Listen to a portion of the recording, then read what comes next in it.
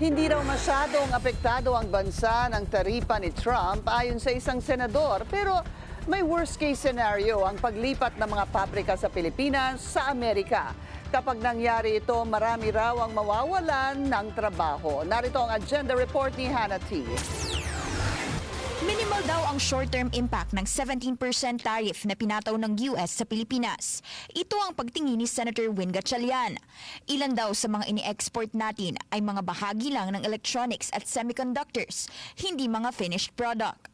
Kaya ang pagtaas ng presyo sa Amerika hindi gaanong mararamdaman sa Pilipinas.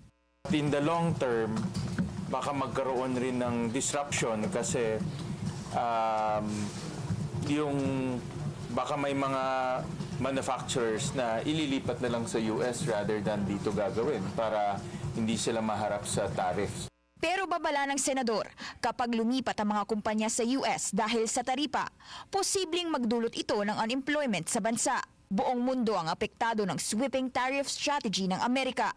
Ngayon, yung buong mundo ngayon ay naging unstable dahil dito sa tariffs. Kaya ang stock market sa US bumababa ngayon at nagkakaroon ngayon ng economic uncertainty.